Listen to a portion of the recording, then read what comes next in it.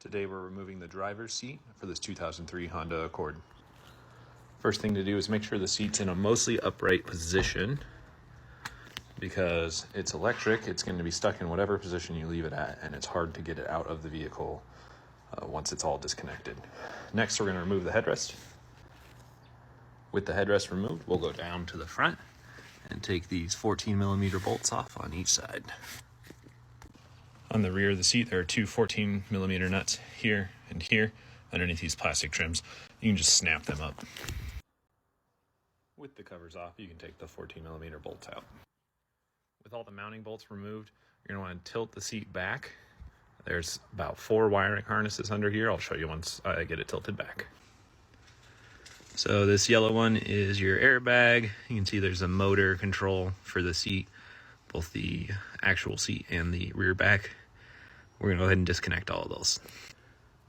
On this seat, it's actually just these 2 harnesses, your airbag and your motor. On the passenger seat, there's also 2 on the seat back and another 2 for the bottom.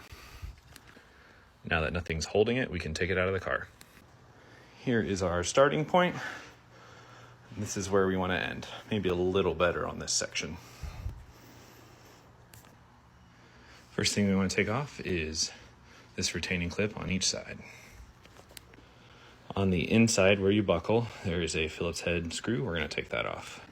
It'll just pop off if you have that retaining clip and the Phillips head screw off. I have to remake a couple of these because I realized they somehow switched to slow-mo.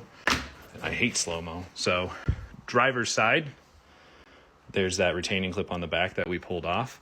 And there are a couple of retaining tabs here that you can push down. And this whole piece pivots forward from the back and then hinges off of the front trim that I also have to do a new video for.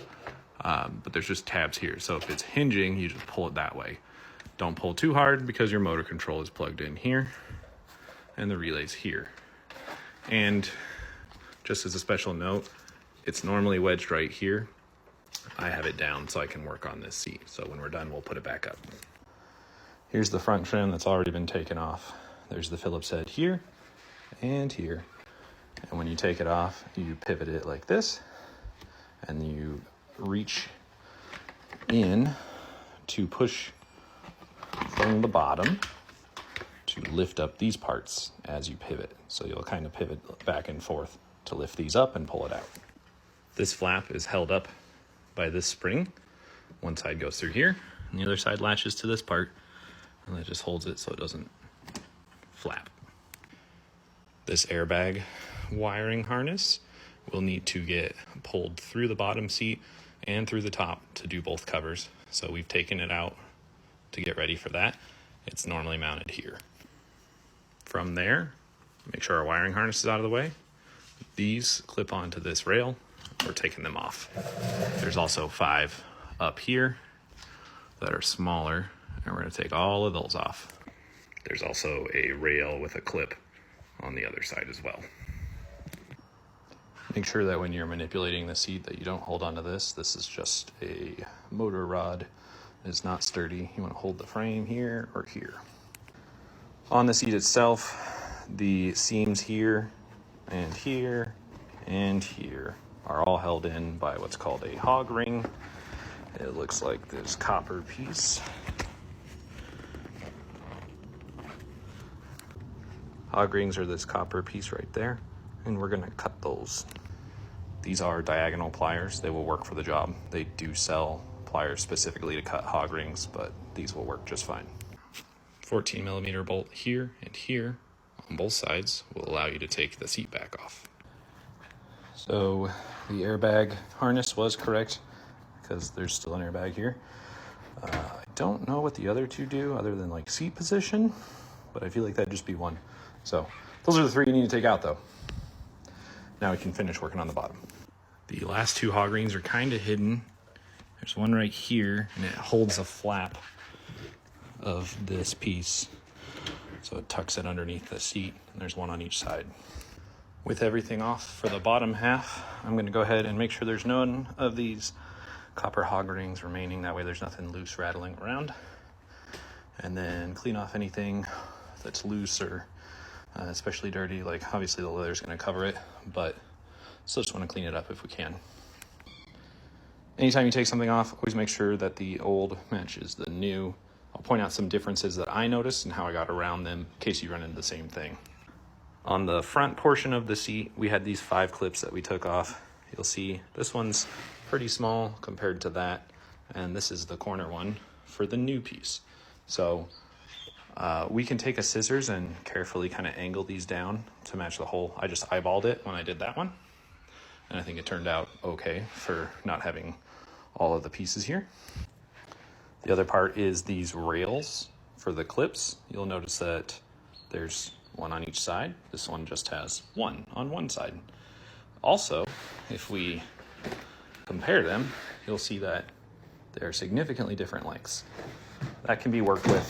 What I did on the last one over here was I trimmed this part down so that I could put the exterior trim back on. Finally, since we're missing the clip to hold this on, what we did over here was make sure that the clip side that's missing goes up against the console. So no one's gonna see this except for on this video, and it still has all the form and function. I don't know how reliable that is long term, so we're gonna have to find out, unfortunately. But that's what you get buying random aftermarket parts. The last difference I noticed on these is this piece right here and here.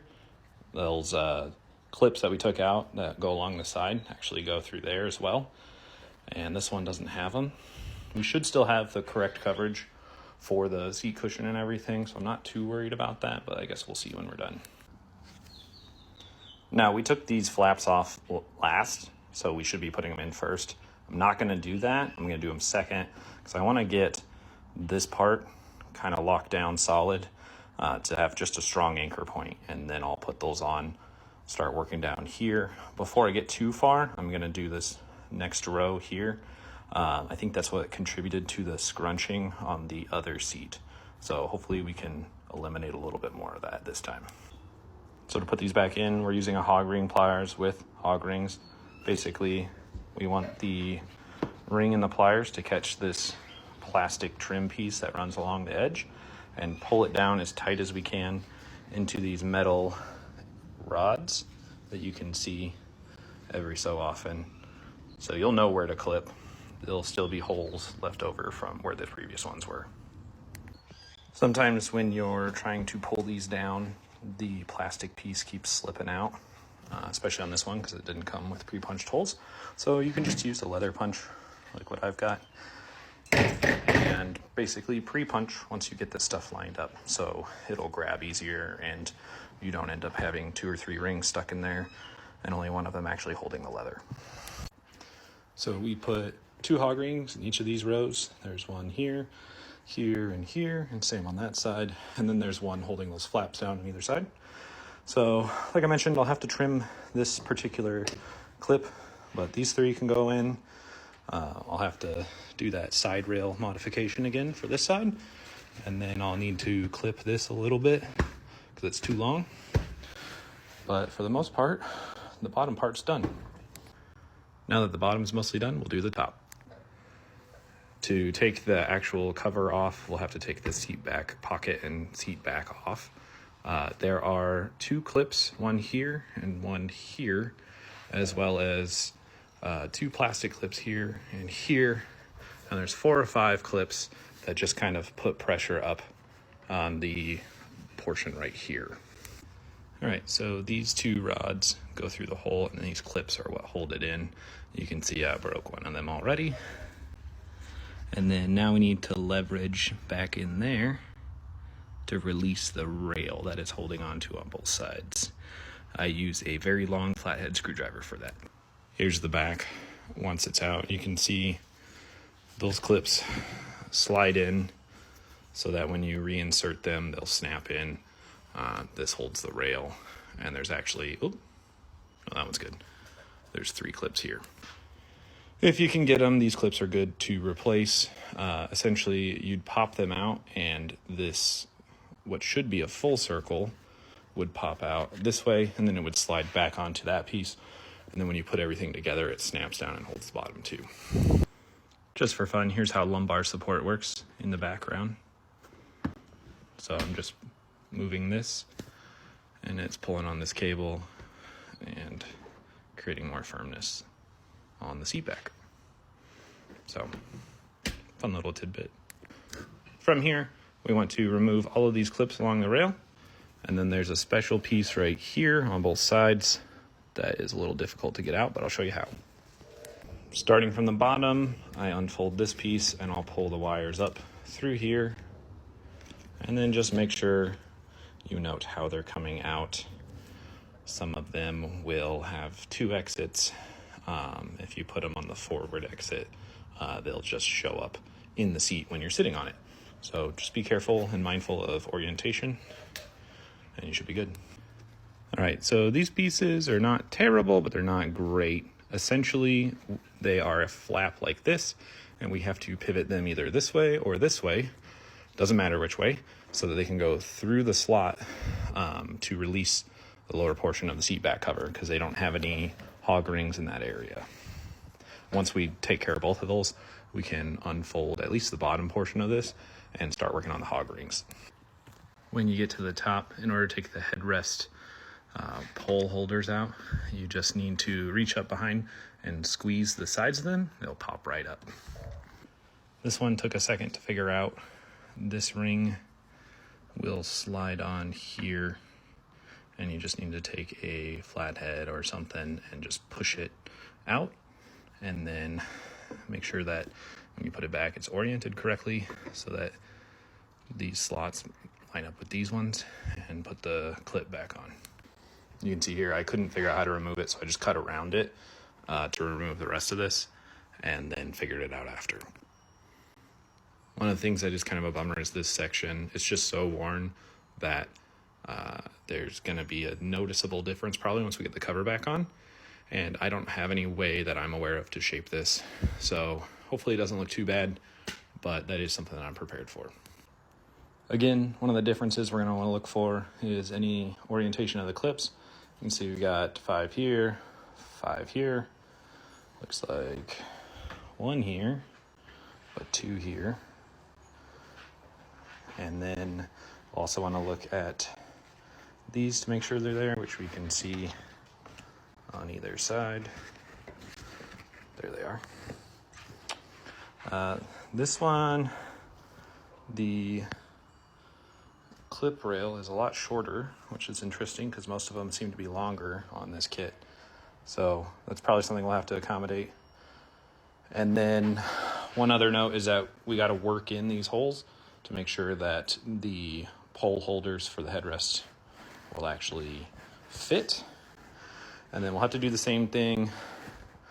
What side is it on? It's on this side. There's a small like hole punch that I'll have to work in order to, there it is, make sure that the lumbar will function properly. All right, so what I do is I take this and I just kind of gently work it through both of these to make sure that when the cover's on, I can just set them through, and hopefully there's no leather snagging on them latching into the actual seat part. One note to make is make sure that this part that has the release goes on whatever side these notches are on, because if you put it over here, your headrest is going to be stuck at the highest position. So thankfully, all you have to do is take this seat back cover off if you do mess that up, but obviously no one likes going back to address an issue they could have done right the first time. This takes some time, but you will get it back on. This is probably the hardest part, this one and this one. Just make sure your cables are in the right spot before you get them on. Otherwise, you might have to pull this off and redo it. If you have a very long screwdriver or similar, you can run it through this clip and then use it as like a bar to pull against in order to get these on. So now we'll buckle everything back up and assemble the seat. Here is the finished view. We still ran into some trouble with this crease. I don't know why, because it's pulled down all the way in there and there's only this spot and this spot to connect it with. So I think we're getting some bulging from that, but we sat in the other one and you can't even tell. This part that was missing some cushion is actually not that noticeable, and I think it'll look great when it's all put away. I showed the cords in the wrong spot earlier, so I'm just coming back to show you that this is what they should look like.